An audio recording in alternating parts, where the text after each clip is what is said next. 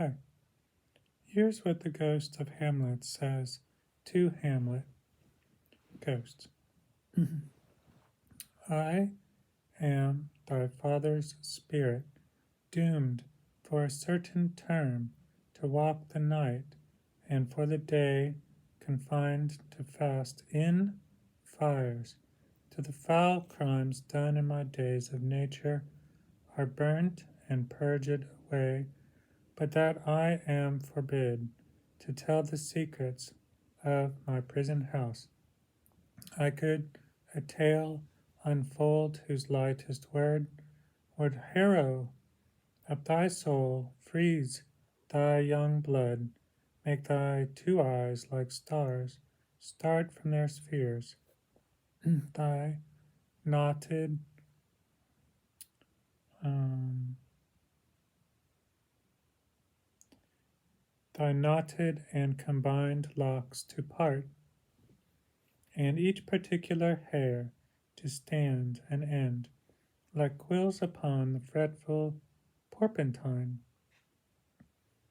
But this eternal blazon must not be. To ears of flesh and blood, list, list, O list, if thou didst ever thy dear father love. And then Hamlet says, O God.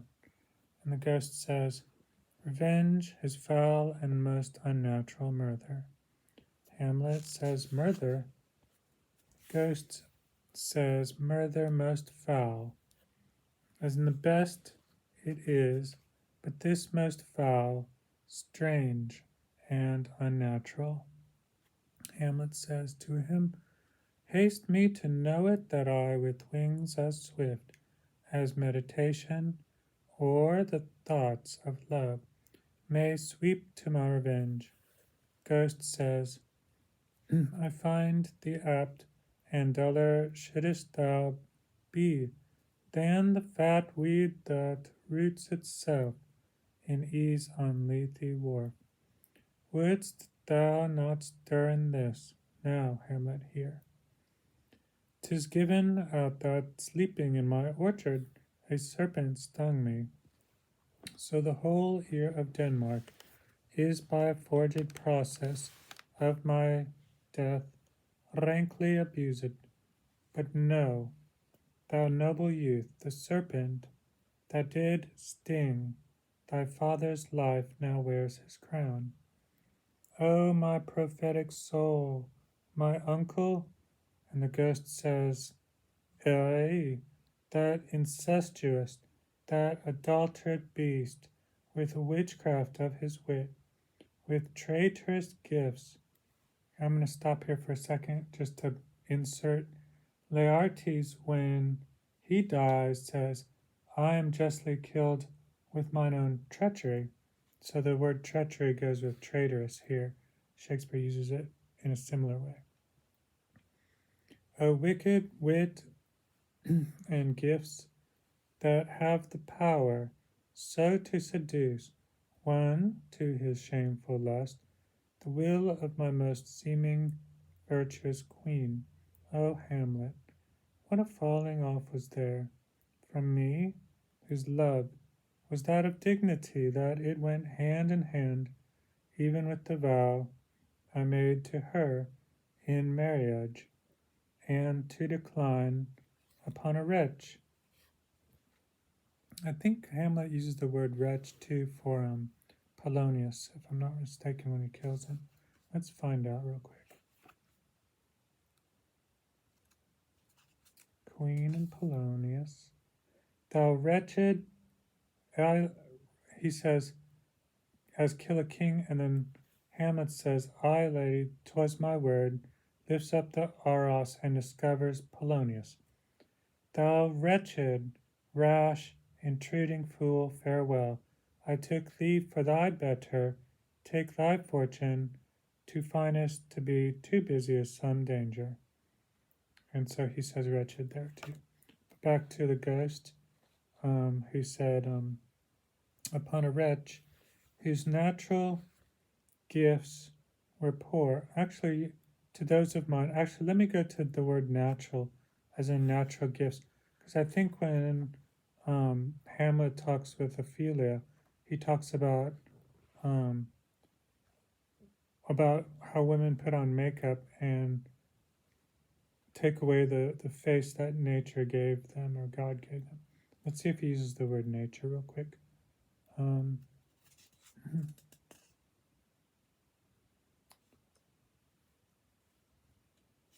so enter Hamlet.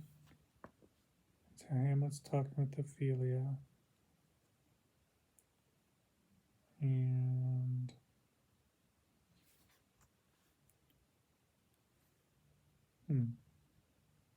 oh, this is what Hamlet says. I have heard of your paintings too, like putting on makeup. He's talking about women. Well enough, God hath given you one face, and you make yourselves another. You jig, you amble, and you lisp. You nickname God's creatures, and make your wantonness your ignorance. Go to, I'll no more of it. It hath made me mad. I say, we will have no more marriage. Those that are married already, all but one, shall live. The rest shall keep as they are. To a nunnery go. I thought he had said nature. There's always that mirror of nature, but I don't think that's in Hamlet, though. At any rate, let's go back. So the ghost was saying, upon a wretch whose natural gifts were poor to those of mine, but virtue, and Iago says virtue's a fig's end, but virtue as it never will be moved, though lewdness court in a shape of heaven, so lust, though to a radiant angel linked, will sate itself in a celestial bed and prey on garbage. And also, at the end of Hamlet, I believe that there's the angels are talked about, where he says, where not Hamlet says, but I think it's Horatio, or Fortinbras. Let's find out real quick.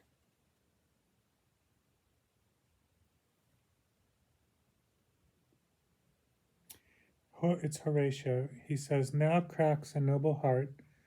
This is right after Hamlet dies, after saying the rest is silence. Horatio says, now cracks a noble heart. Good night, sweet prince, and flights of angels sing thee to thy rest. Why does the drum come hither? So Fortinbras comes in. Okay, so back to the the ghost. Ghost keeps on going. But soft methinks I scent the morning air. Brief let me be, sleeping within my orchard, my custom always of the afternoon. Let me break in again real quick. Brief is Polonius's word, and Polonius. I'll find it real quick because that's pretty funny when he's talking to the king and queen, and he says about brevity, brief and brevity. I've got to find this because I want it.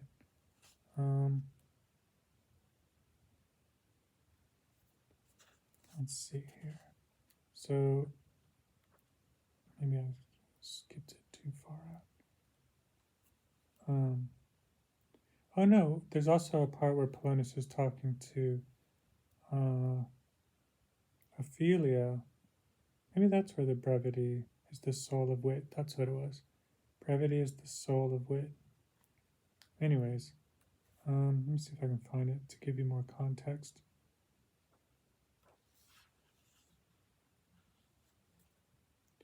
Polonius and Ophelia might be. No, brevity is the soul of wit was when Polonius and the king are talking. Find it real quick because it's funny. All right, this should be it. So Polonius is telling the king and queen that Hamlet's gone mad, and it's because Ophelia, his daughter, is Hamlet's reason for going mad, because he loves her maybe too much. But he says brevity is the soul of wit. Let's find it. I want to find it. Sorry if this is taking up too much time, but it's pretty funny. I think he says that.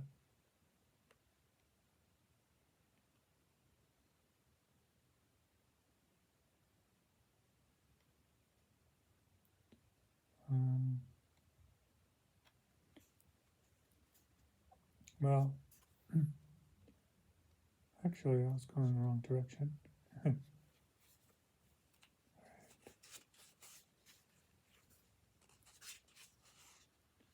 So,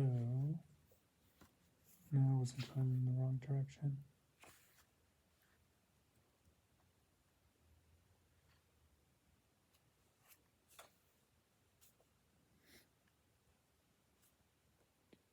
Okay, here we go.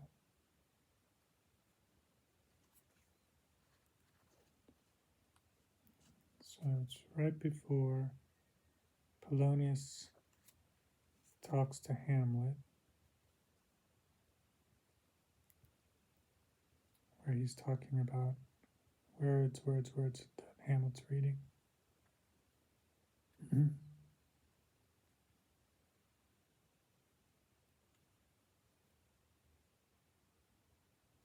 The rest is silence indeed.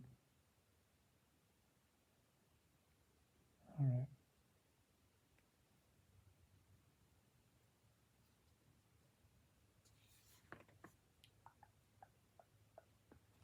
Well, give me just one more second.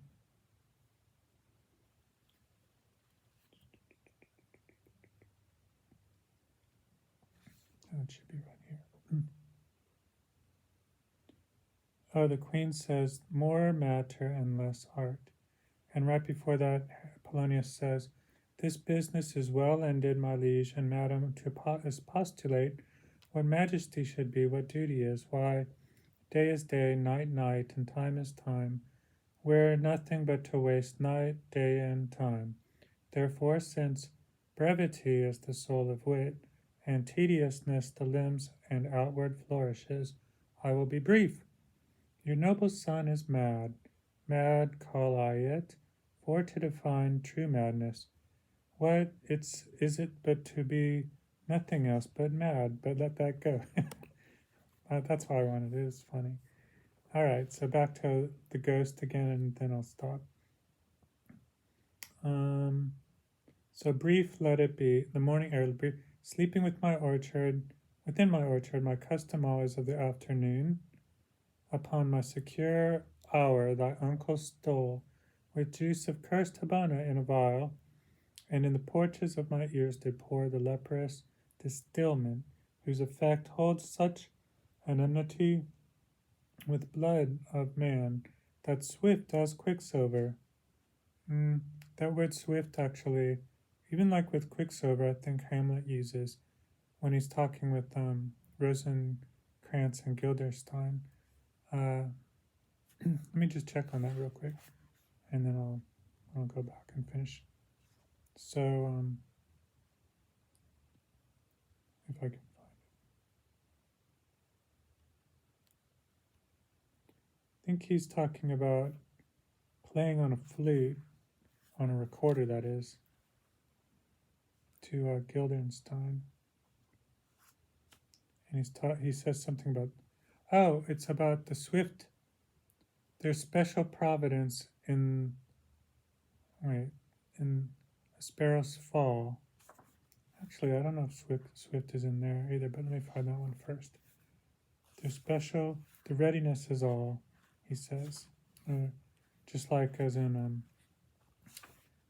Edgar says to Gloucester and King Lear, the ripeness is all. I think I've got that right. All right, let's find him. So, but I'm looking for the word swift now. All right, he says, Not a whit. We defy augury. There is special providence in the fall of a sparrow. If it be now, 'tis not to come. If it be not to come, it will be now. If it be not now, yet it will come. The readiness is all. Since no one has aught of what he leaves, what is it to leave betimes? Let be. All right, so Swift is not there actually. But let me try finding Swift with Rosencrantz and Guildenstern, who are dead at the end of Act 4. Because Swift is like Hamlet's Quicksilver consciousness.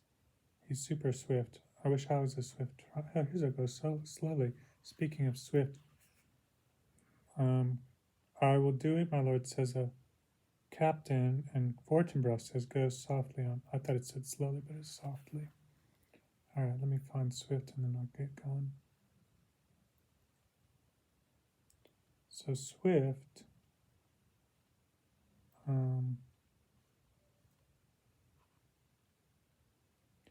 it's Rosencrantz and Guildenstern. Hamlet says to Guildenstern, why look you now, how unworthy a thing you make of me. You would play upon me. You would seem to know my stops. You would pluck out the heart of my mystery. You would sound me from my lowest note to the top of my compass. And there is much music, excellent voice in this little organ, yet cannot you make it speak? So, blood, do you think I am easier to be played on than a pipe? Call me what instrument you will. Though you can fret me, yet you cannot play upon me. So, let's skip that real quick and finish up. That swift as quicksilver, it courses through the natural gates and alleys of the body, says the ghost, and Key keeps going. And with a sudden vigor it does posset and curd like eager droppings into milk, the thin and wholesome blood. There's a lot of bloods in Hamlet. So did it mine, and most instant tedder barked about, most Lazar-like, and with vile and loathsome crust, all my smooth body. Thus was I sleeping by a brother's hand, of life, of crown, of queen, at once dispatched, cut off even in the blossoms of my sin, unhouselled, disappointed, unannaled, no reckoning made, but sent to my account with all my imperfections on my head. One quick idea that I'm going to pursue for later is, where does Hamlet ever say crown? That's what I wonder. So, because he's supposed to be Prince Hamlet, I wonder if he ever says crown. I know heavy